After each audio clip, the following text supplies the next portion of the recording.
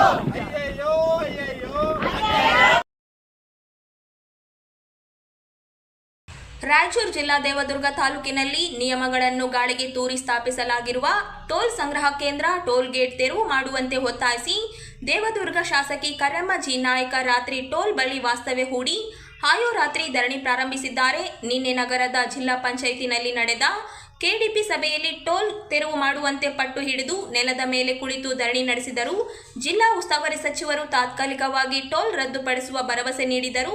ಆದರೆ ಸಚಿವರ ಭರವಸೆ ಹುಸಿಯಾಗಿದ್ದರಿಂದ ಶಾಸಕಿ ಟೋಲ್ ಬಳಿಯೇ ರಾತ್ರಿ ವಾಸ್ತವ್ಯ ಮಾಡಿದ್ದಾರೆ. ಟೋಲ್ ಕೇಂದ್ರ ಬಳಿಯೇ ಕಾರ್ಯಕರ್ತರು ಅವರಿಗೆ ಹಾಸಿಗೆ, ದಿಂಬು, ಹೊದಿಗೆ ವ್ಯವಸ್ಥೆ ಮಾಡಿದ್ದರಿಂದ ಅವರು ಅಲ್ಲಿಯೇ ಮಲಗಿಕೊಂಡು ರಾತ್ರಿ ಕಳೆದಿದ್ದಾರೆ.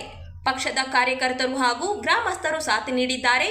ಇಂದಿನಿಂದ ಆಯೋರಾತ್ರಿ ಧರಣಿ ನಡೆಯಲಿದ್ದು, ಟೋಲ್ ವ್ಯಾಪ್ತಿಯ ಹಳ್ಳಿಗಳ ಜೆಡಿಎಸ್ ಬೆಂಬಲಿತ ಗ್ರಾಮ ಪಂಚಾಯತ್ ಅಧ್ಯಕ್ಷರು, ಸದಸ್ಯರು ಸಹ ಧರಣಿಗೆ ಸಾಥ್ ನೀಡಲಿದ್ದಾರೆ ಎಂಬ ಮಾಹಿತಿ ಲಭ್ಯವಾಗಿದೆ. ಈ ಹಿಂದೆ ಎಚ್.ಡಿ. ಕುಮಾರಸ್ವಾಮಿ ಸಿಎಂ ಆಗಿದ್ದ ವೇಳೆ ದೇವದುರ್ಗ ತಾಲೂಕಿನಲ್ಲಿ ಗ್ರಾಮ ವಾಸ್ತವ್ಯ ಹೂಡಿದ್ದರು. ಹಳ್ಳಿಗಳ ವಾಸ್ತವ್ಯ ಸ್ಥಿತಿ ಅರಿಯಲು ಗ್ರಾಮ ವಾಸ್ತವ್ಯ ಮಾಡಿದ್ದನ್ನು ಇಲ್ಲಿ ಸ್ಮರಿಸಬಹುದಾಗಿದೆ. ಬೆಳಗ್ಗೆ ನಡೆದಂಥ ಜಿಲ್ಲಾ ಕೆಡಿಪಿ ಮೀಟಿಂಗ್ನಲ್ಲಿ ನಾವು ನಮ್ಮ ದೇವದುರ್ಗದಲ್ಲಿ ಖಾಲಿ 28 ಕಿಲೋಮೀಟ್ರಿಗೆ ಒಂದು ಟೋಲ್ ಹಾಕ್ಯಾರ. ಟೋಲ್ ಬೇಡ ಅಂತಿಗಿರಿ, ನಿರಂತರವಾಗಿ ಟೋಲಿಗೆ ಹೋಗಿ ಓಡಾಟ ಮಾಡೋಕ್ಕಂತೇಳಿ ಟೋಲ್ ರಿಮೂವ್ ಮಾಡಿರಿ ಸರ್ ಅಂತೇಳಿ ಜಿಲ್ಲಾ ಉಸ್ತುವಾರಿ ಸಚಿವರನ್ನ ಜಿಲ್ಲಾಧಿಕಾರಿಗಳನ್ನ ಕೇಳ್ಕೊಂಡಿದ್ವಿ. ಅವ್ರೇನು ಹೇಳಿದ್ರು ಅಂದರೆ ತಾತ್ಕಾಲಿಕವಾಗಿ ಅದನ್ನು ರದ್ದು ಮಾಡ್ತೀವಿ ಈ ಕ್ಷಣದಿಂದಲೇ ಅಂತೇಳಿ ಅವರು ಮಾತು ಕೊಟ್ಟ ತಕ್ಷಣವೇ ಅವರು ನನ್ನ ಗೌರವದಿಂದ ಮಾತು ಕೊಟ್ಟು ನಾನು ಎಬ್ಸೆಂಡು ಅವರೆಲ್ಲ ನನಗೆ ಮೀಟಿಂಗ್ನಾಗ ಇನ್ವಾಲ್ವ್ ಆಗೋದು ಮಾಡಿದ್ರು.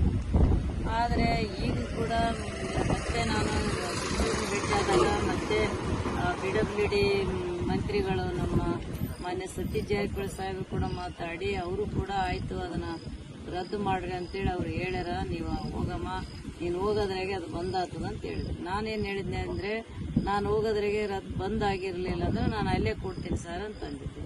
ಆದರೆ ಇಲ್ಲಿ ವಿಷಯ ಬೇರೆನೇ ಆಗಿಬಿಟ್ಟದ. ನಾವು ಬರೋದ್ರಾಗೆ ಅಧಿಕಾರಿಗಳನ್ನ ತಹಸೀಲ್ದಾರ್ ಅರಕೇರಿ ತಹಸೀಲ್ದಾರ್ ಅಮರೇಶ್ ಅವ್ರನ್ನ, ನಮ್ಮ CPI ಅವರು, ನಮ್ಮ ಗುಂಡ್ರಾವ್ ಸಾಹೇಬ್ರನ್ನ, ಮತ್ತು ಇನ್ನು ಪೊಲೀಸ್ ಅಧಿಕಾರಿಗಳನ್ನು, ನಮ್ಮ ಜಾಲಹಳ್ಳಿ ಮಹಿಳಾ PSI ಜಾಲಹಳ್ಳಿ PSI ಅವ್ರನ್ನ, ಎಲ್ಲ ಗೊಬ್ಬೂರು PSI ಅವ್ರನ್ನ ಎಲ್ಲರನ್ನ ಹಾಕಿ ಇಲ್ಲಿ ಟೋಲಿಗೆ ಸೆಕ್ಯೂರಿಟಿ ಕೊಡಕತ್ತಿರೋ ಹೊರತಾಗಿ ಅಲ್ಲಿ ಸಚಿವರು ಮಾತಿಗೆ ಒಂದು ಕೌಡೆಕಾಸಿನ ಬೆಲೆ ಇಲ್ಲ ಅಂದರೆ ಏನು ಮಿನಿಸ್ಟ್ರ್ ಹೇಳಿದ್ದು ಇವ್ರು ಕೇಳ್ತಾರೆ, ಇವ್ರು ಹೇಳಿದ ಮಿನಿಸ್ಟ್ರ್ ಕೇಳ್ಬೇಕು ಅನ್ನೋದು ನನಗೆ ಅನುಮಾನ ಆಕತ್ತೆ. ಹಂಗಾಗಿ